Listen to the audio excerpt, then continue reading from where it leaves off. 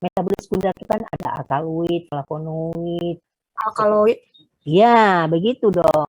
Ya, belajar fitokimia harus tahu itu. Ya, coba teruskan ini, nomor 4. Ya, ini.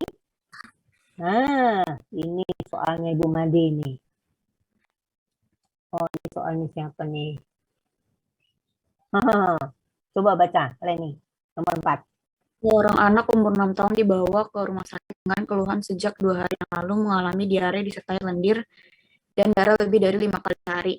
Keluhan disertai mual muntah dari anamnesis didapatkan pasien adalah anak dari keluarga buruh bangunan dan anak tersebut suka bermain tanah dan kadang minum air yang belum dimasak. Dari hasil pemeriksaan laboratorium ditemukan adanya protozoa usus. Obat yang tepat untuk digunakan adalah metronidazole. Ini termasuk kelompok apa nih obatnya? Metronidazole.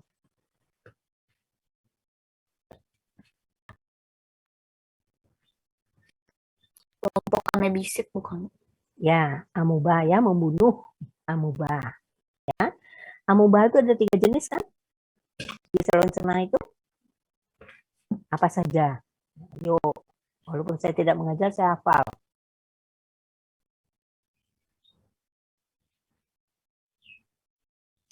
Jadi saya kembangkan soal ini lagi. Begitu cara belajarnya. Jadi kamu jangan semata-mata baca soal. Percuma. Ya capek. Tapi kalau kamu kembangkan, kamu ya pintar namanya. Bisa mencari hubungannya dengan yang lain. Ada 3 jenis kan amuba yang hidup di saluran cerna? Marfa, Noki. Nomor 13 deh. Susah baca nama kamu. Ayo, nomor 13. Ayo, nomor 13. Kamu yang pergi ini. 13 kemudian. 13. Ada apa tidak? Iya. Dengar tadi diskusi saya dengan si Leni? Dengar, Bu. Ya, apa jawaban Anda? Ini kan bicara mengenai obat anti amuba kan, amubisid. Obatnya ada 3 golongan. Atau anti amuba itu bisa berada di mana saja.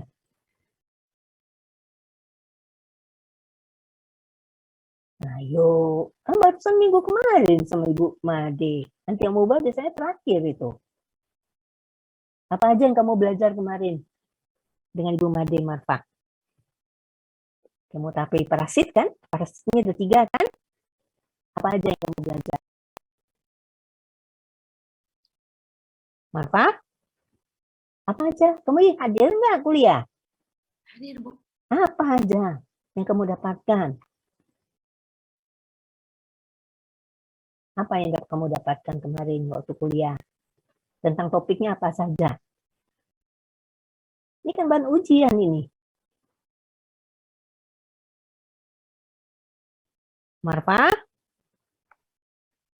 Apakah sedang nggak bisa menjawab? Marfa? Kemarin ada anti malaria, Apalagi? plasmodium. Ya, anti malaria plasmodium namanya. Kelompok besar. Apa saja? Anti malaria, apalagi?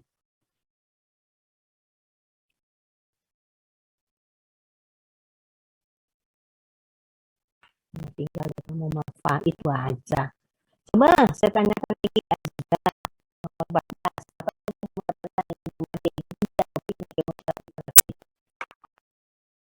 Anti malaria, apalagi?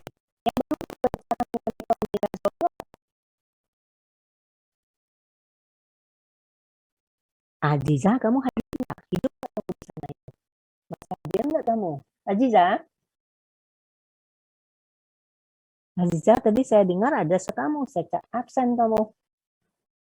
Aziza, nomor 14. Oh, sudah hilang dia. Sudah pergi. Kemana dia pergi? Makan dulu. Aziza, nomor 14. Sekar, ini si Fitri ya ketuanya. Coba kamu lihat Aziza tuh kemana dia sekarang? Iya, Bu, sebentar. Kemana dia udah? Itu dong. Dipanggil nggak ada. Enak aja kamu keluar masuk tanpa izin. Di absennya juga, di partisipannya juga nggak ada, Ibu. Oh, udah minggat dia. Tadi dia ada kan? Kita dengar sama-sama kan? Wah, kurang ajar namanya itu minggat. Alfi. Alfi. Ya, Ibu. Oke, kamu belajar apa dengan Bu Made? Anti malaria, terus obat untuk amobiasis. Kamu bisit ya boleh. Apalagi satu lagi. Eh,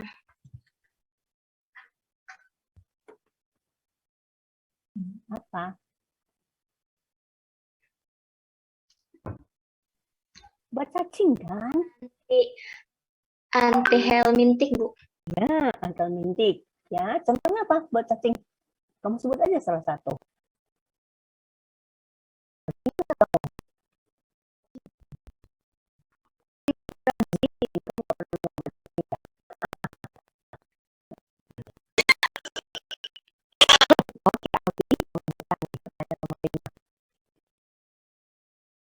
Nomor 5, ini harus dijawab sendiri ini. Maka jawaban singkat. Ya, Ya, Bu. coba dibaca. Salah satu indikasi obat polinergik seperti pisostigmin adalah untuk mengatasi kondisi glaukoma pada penderita diabetes mellitus. Berikan alasan yang konkret dengan urutan seperti di bawah ini. Diabetes mellitus. Apa artinya diabetes mellitus? Suatu gangguan metabolisme kronis dengan multietiologi yang ditandai dengan tingginya kadar gula darah. Oke, nomor 2. Komplikasinya apa? Terhadap pembuluh darah mikro? Darah kecil? Tadi Bu saya jawabnya salah kayaknya, Bu. Harusnya apa? Tadi sih saya jawabnya pembuluh darah vena. Ini kan jelas, komplikasi. Komplikasi. Iya, harusnya apa jawabannya? Nah, kalau saya berikan 5, berarti 1 poin kamu betul dapat 1. Atau saya berikan 1, ini jawabannya 0,2, 0,2, 0,2. Gitu cara menghitung jawaban benar kamu itu. Jadi komplikasi terhadap pembuluh darah mikro, contohnya pada pembuluh darah mata, apa yang terjadi? Kalau pada pembuluh darah besar, terjadi stroke, mampet ya. Kalau pada pembuluh darah kecil, kalau mampet, apa yang terjadi? Misalnya pada pembuluh darah mata. Kan pembuluh darahnya kecil-kecil tuh kapilernya. Apa yang terjadi?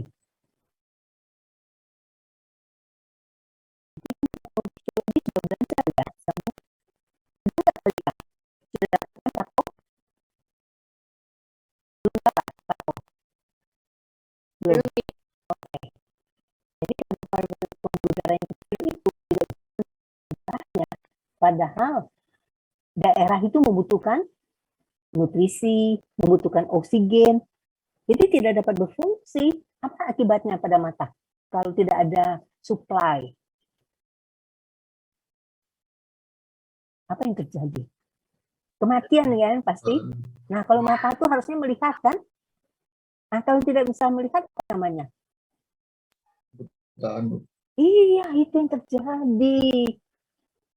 Ya, jadi komplikasi daripada pembuluh darah mikro adalah kebutaan.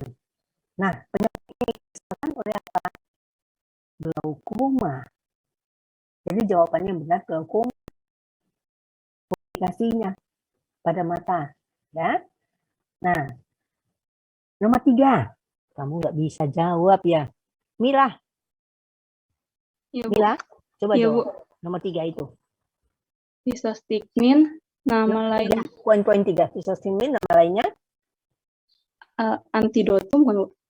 eserin. Nah, kalau itu fungsinya sebagai antidotum. Kamu gimana sih? Nama lain. Ya, adalah kelompok apa? Maaf, Bu, putus-putus. Udah, kamu tinggal deh. Yugen? Pisostigmin, nama lainnya tadi saya sebutkan apa? Apa nama lain dari fisostigmin tadi saya sebutkan? Termasuk kelompok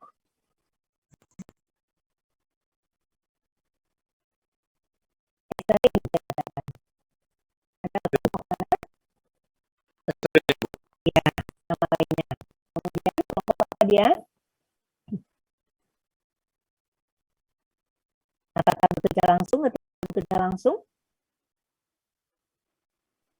Bekerja langsung ya, Bu? Berarti agonis dong. Agonis muskarinic. Kalau tidak bekerja langsung, dia menghambat enzim. Ini kan ada lagi, ya kan? Iya, Ada Bu. kelompok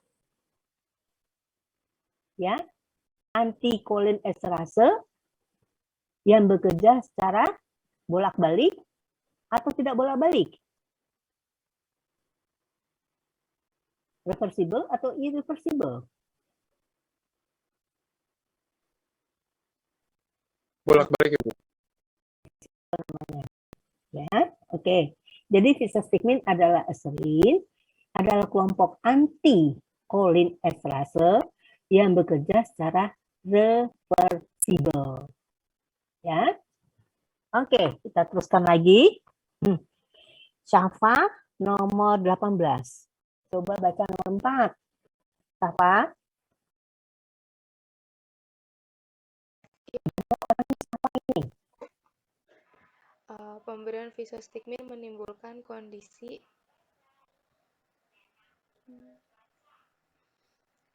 apa?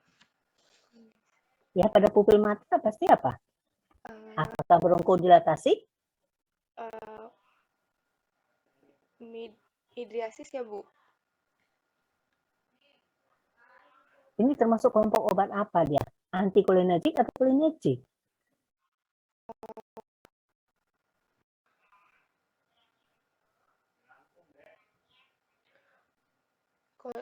Kolinergik. Kolinergik. Jadi terhadap pupil mata, apa respon fisiologis daripada pupil mata kalau diteteskan dengan fisostigmin?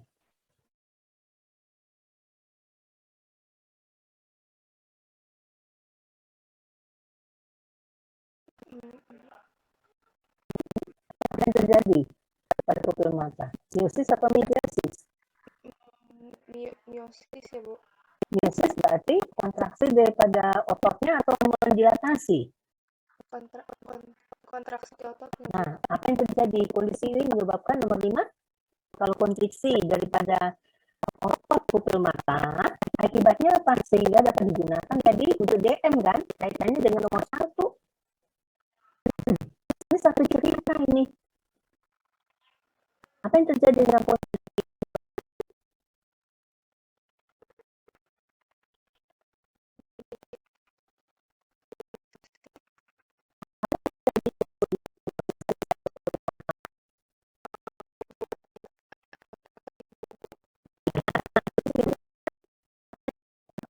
Mata itu saluran sklem kan? Saluran sklemnya jadi terbuka tutup. Kalau kontraksi pupil matanya. Terbuka. Nah, akibatnya tekanan bola matanya gimana? Tekanannya jadi besar, Bu. Berkurang atau bertambah? Tambah.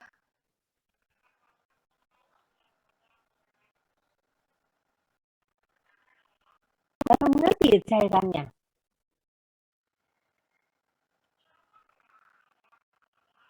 Tekanannya jadi berkurang atau bertambah? Sekarang cairannya keluar itu.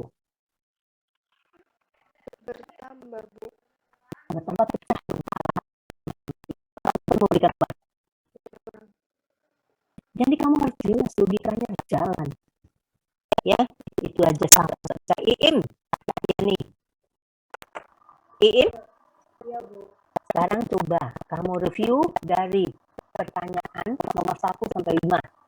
Kenapa fisostigmin bisa digunakan untuk mengatasi glaukoma pada penderita diabetes? Jadi pertama kamu harus ceritakan diabetes itu apa. Yang kedua tadi fisostigminnya kamu ceritakan lagi. Dia termasuk kelompok apa dan bekerjanya gimana. Bagaimana hasil responnya pada pupil mata tadi. Ya kan? Nomor 3 kan? Nomor 4 kan? Akibatnya apa yang terjadi pada pada pupil matanya untuk mengobati si diabetes.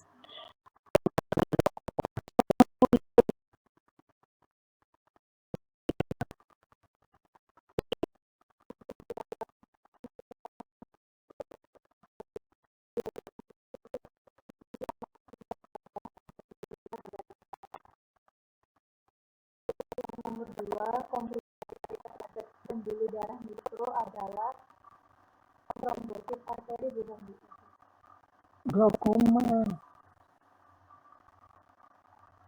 Ya kan, ini pembuluh darah mikro kan? Ini akan menimbulkan kebutaan pada penderita diabetes tadi akibat komplikasi daripada DM-nya. Nah, sekarang ada obat. Ceritanya Fisostigmin. Nama lainnya apa? Dia kelompok apa? Obat kolinergik yang bekerja sebagai antikolinesterase yang reversibel. Kalau diberikan, apa yang terjadi pada pupil mata?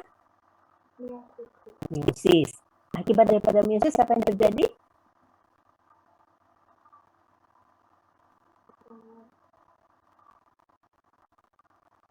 Saluran sklem pada bola matanya akan terbuka.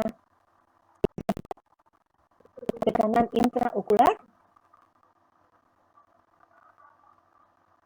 intraokular di dalam bola matanya, kalau saluran sklemnya terbuka,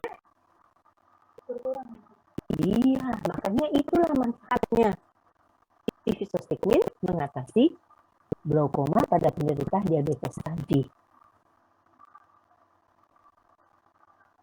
Gimana Agnes? Kamu bisa mereview, Agnes? Waktu saya tinggal 10 menit lagi. Sayang sih.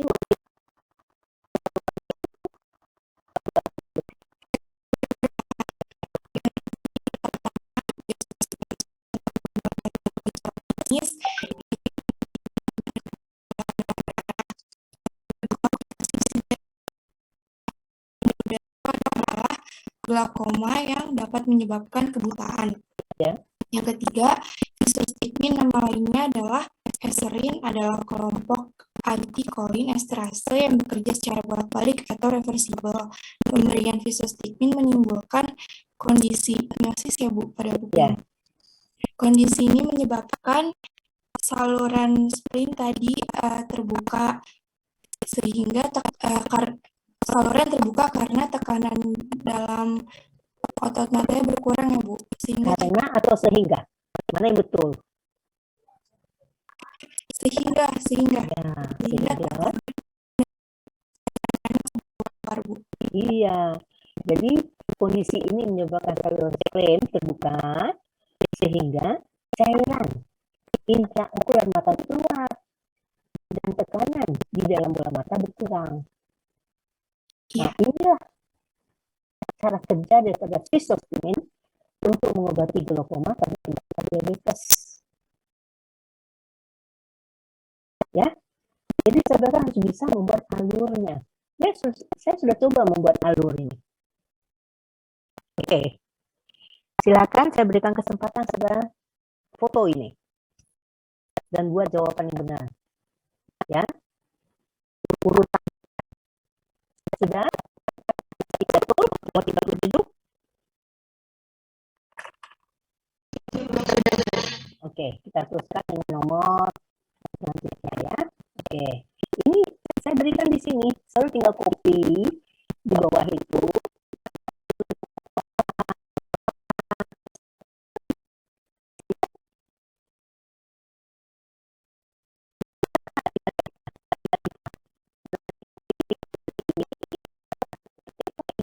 Tempatnya ada di bawah ini. Berarti bisa ya, sudah pecahkan ya, tinggal saudara mengerjakannya dengan baik. Ya, jadi semuanya bukan TG aja. Ini semacam modifikasi daripada PC yang sudah dituntun surat jawabannya. Kita teruskan dengan nomor 6.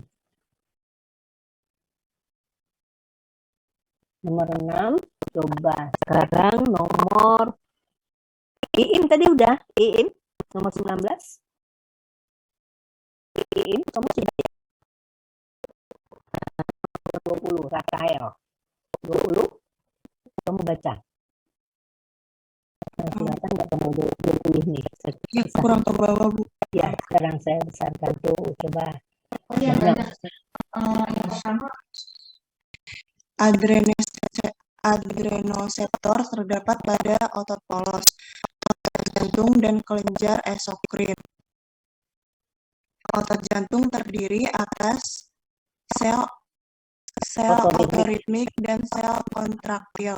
Agonis beta 1 meningkatkan frekuensi dan kontraktilitas jantung.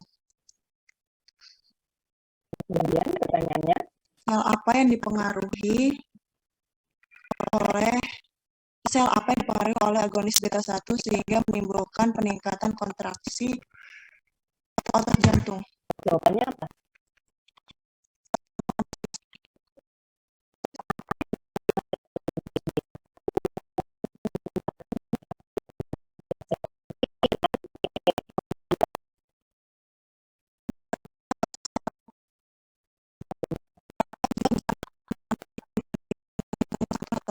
Sel otot jantung 1%. 1% sedikit sekali kan. Jadi kamu tinggal klik aja ini kan. Benar kan? Nah, tadi juga ada di sini pilihannya. Ya, tinggal kamu klik aja yang mana betul. Ya. Kemudian yang ketiga, Mbak. Berapa jumlah sel otoritmik dibandingkan dengan jumlah total sel otot jantung? Oke, yang mana yang lebih banyak? Otoritmik atau kontraktil? Ini tadi kan jawabannya ada di sini. Ya. 99 dan 1%. Jadi yang otoritmik berapa? 1% kan? Kontraktilnya?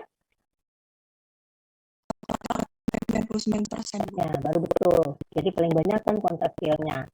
Kemudian nomor 4.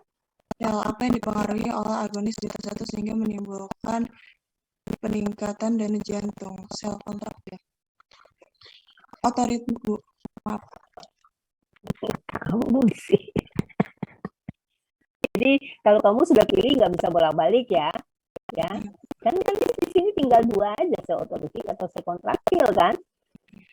Iya dong. Jadi kalau mempengaruhi sel otoritmik, berarti denyut jantungnya atau kontraktilitasnya yang meningkat? Denyut jantung. Ya. Oke, begitu caranya menjawab. Udah tahu ya? Oke. Nabila, kamu tadi Rafael ya? 20 benar ya? Sekarang Nabila saya panggil. Nabila? Halo Nabila?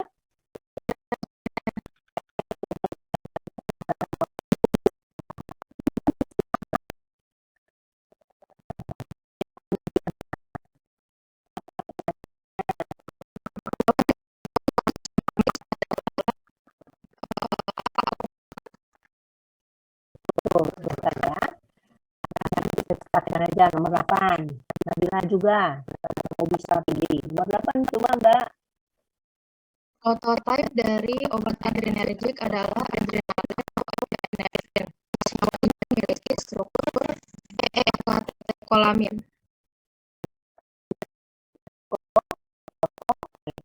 Transferase. Oke. Sekarang Arum. Arum ada? Halo Arum. Ada, Ibu. Nah, saya baca lagi nomor 9 ya. Kamu jadikan soal. Coba. Nanti kamu tinggal dengan, ya, saya lihat nanti siapa yang tidak hadir itu. Bisa gak dia menjawab? Nomor 9, Arum. Outflow tempat keluar sel saraf parasimpatis pada segmen tengkorak dikenal segmen kranial. Outflow pada tengkorak ya. Kalau pada lumbal, pada bagian bawah, pada bagian bawah tubuh, apa namanya? Ini kan pada bagian tengkorak, kranial kan? Nah, kalau pada bagian bawah, namanya apa? Nggak ada di sini ya? Ada tuh jawabannya. Di samping dari atas, kranial, bagian bawahnya apa? Halo. Toraks ya, Bu? Toraks itu bagian simpatis, bagian tengah. Tadi saya katakan, kalau para itu atas dan bawah.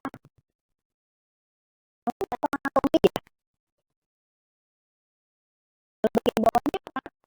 Kita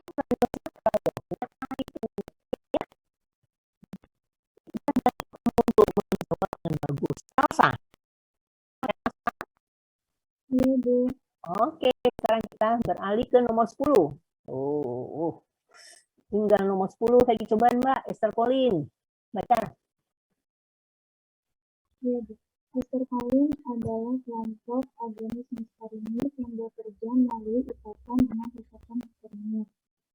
Senyawa acetylcholine yang disebut adalah enzim cholinesterase dan memiliki efek muscarinic yang poten, Yaitu yaitu methacholine klorida. ya, oke. Kemudian Senyawa acetylcholine yang mudah terbentuk oleh enzim cholinesterase dan memiliki efek muscarinic dan histoklinik, yaitu acetylcholine. wow. Yang sedikit loh. Wah, acetylcholine itu paling mudah, makanya tidak digunakan sebagai obat. Jadi jawabannya harus apa? Methacholine klorida, Bu. Kamu lihat antara methacholine dengan betanekol ya.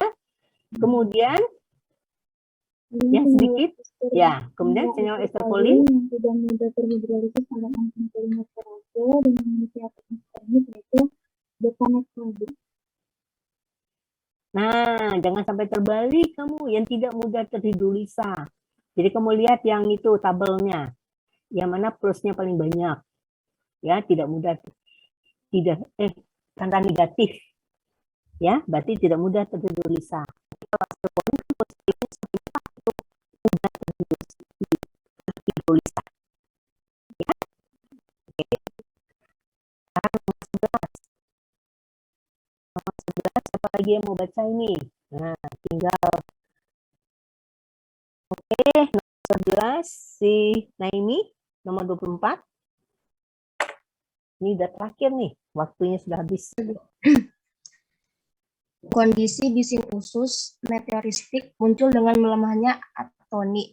Peristaltik usus disebabkan kondisi puasa pasca operasi atau makanan yang bersifat toksik menimbulkan banyak gas. Kondisi bising usus dapat diatasi dengan memberikan kelompok senyawa Kelompok senyawa apa? neostigmin, Bu. Itu kelompok senyawa apa itu? Neostigmin. Kelompok senyawa prostigmin, Bu. Kalau sudah katakan kelompok, berarti dia termasuk antikolin esterase atau berarti sebagai agonis muskarinik. Ya, kalau kelompok. Tapi kalau jenis senyawanya beda ya. Nama senyawanya adalah, berarti sudah jawab neostigmin. Tapi kalau kelompoknya, berarti sudah termasuk kelompoknya mana? Antikolin esterase. Kemudian kalau bisa kamu jawab, ya kalau tadi jawabannya misalnya 1, kamu hanya menjawab antikolin esterase saja, tapi tidak menjawab reversible atau irreversible, dapat setengah kamu. Karena kalau bulat itu harus penuh, ada 2, betul jawabannya dan kelengkapannya betul-betul, ya. Oke, nomor 12. Mudah-mudahan bisa untuk kamu nih. Nomor 12. Nah, ini kita lagi. Baca lagi. Kamu berarti William.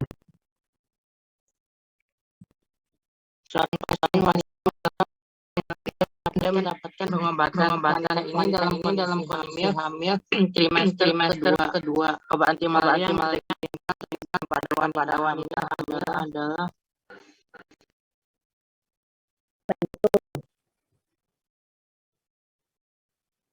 Kamu cari obat malarianya yang mana, ya kan? Yang queen biasanya. Tapi ini obat malaria juga semua nih, ya. Kemudian tidak boleh diberikan pada wanita hamil, di mana? Ini tryout loh. 5 koin. Prima kuin.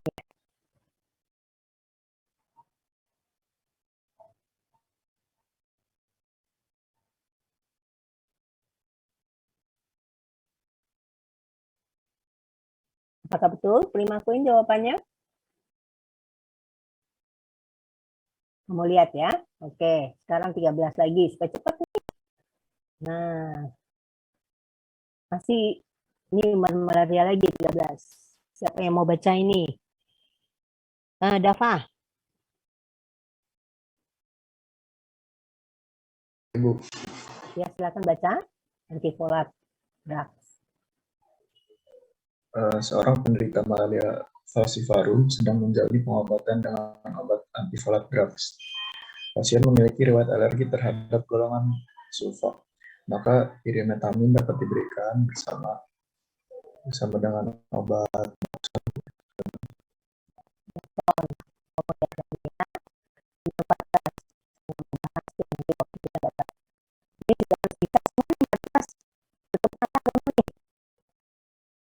Siapa lagi nih? Deliana. Jawabannya? Jawabannya alfa 2 reseptor, Ibu. Adenoreseptor terletak pada daerah pre dan post. Adenoreseptor apa yang terletak pada daerah presinap? Jadi jawabannya? Alfa 2 reseptor, Ibu. Oke, nomor 15 yang terakhir berarti kita bubar sampai ketemu tahun depan. UAS, saudara, jangan lupa. Tahun depan sudah libur. Ini siapa lagi nih? Safa? Coba Safa. Pada keracunan senyawa antikolinesterase irreversibel otot rangka, penderita mengalami kejang-kejang. Peningkatan kontraksi otot rangka yang sangat kuat ini bermanfaat bila diberikan pada penderita kelumpuhan otot. Miastenia gravis. Iya, begitu. Tapi pada penderita orang yang keracunan insektisida organofosfat ini kan, dia terjadi kejang-kejang. Nah, untuk mengatasi kejang-kejangnya, antidotumnya apa kita berikan pada keracunan organofosfat?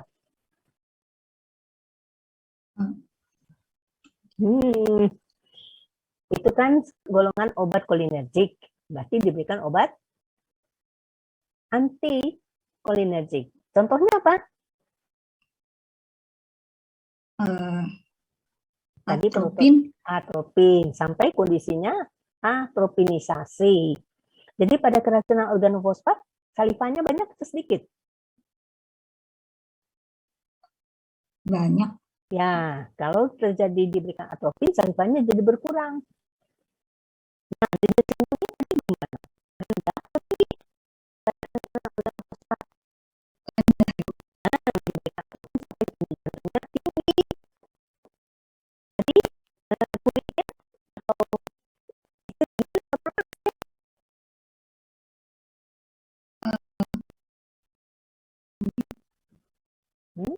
Dingin atau panas dia, kontriksi atau dilatasi pembuluh darahnya? Pembuluh darahnya dilatasi. Oh, dilatasi merah dong wajahnya. Itu kalau setelah kamu